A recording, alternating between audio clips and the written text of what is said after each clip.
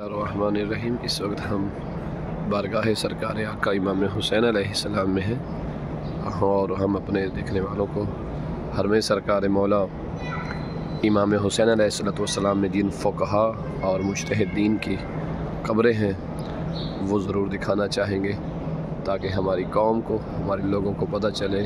کہ ان بزرگان کی کس قدر خدمات ہیں، اور وہ لوگ جو اپنی جہالت اور کم عقلی کی بنا پہ علماء، فقہا، مجتہدین کی مخالفت کرتے ہیں، خدا ان کو ہدایت عطا فرمائے اور دین آل محمد کے ان محسنین کا مقام و منزلت جاننے اور پہچاننے کی توفیق دے کہ ان بزرگ علماء کی کوششوں اور انہوں نے اپنی زندگی کے عظیم وقتوں کو دین آل محمد کی ترویج کے لیے کس طرح سے صرف کیا اور کون کون سی کس طرح کی مصیبتوں کو برداشت کر کے دین آل محمد کو ہم تک پہنچایا۔ یہ سامنے جو قبر مبارک ہے یہ جناب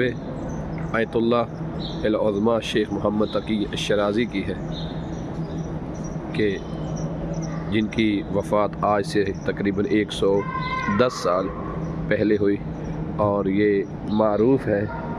کہ آپ کو زعیم ثورۃ العشرین عراقیہ کے نام سے جانا جاتا ہے۔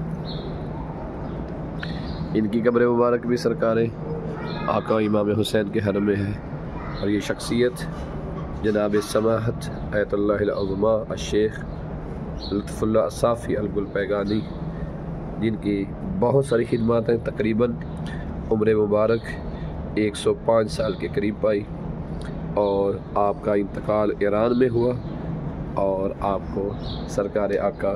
امام حسین علیہ السلام کی قبر مبارک روضہ مبارک میں دفن کیا گیا۔ یہ ان کی تصویر ہے، لطف اللہ الصافی گلپیگانی۔ یہ آپ کی خدمات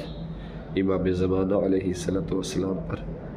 آپ نے کتابیں لکھی، بہت سارے موضوعات پہ کتابیں لکھی۔ اردو میں جس کتاب کا ترجمہ موجود ہے امام زمانہ کی کتاب جمال ظہور کے نام سے، وہ بھی جناب آیت اللہ العظمیٰ عالم ربانی الشیخ لطف اللہ گلپیگانی کی قبر مبارک ہے۔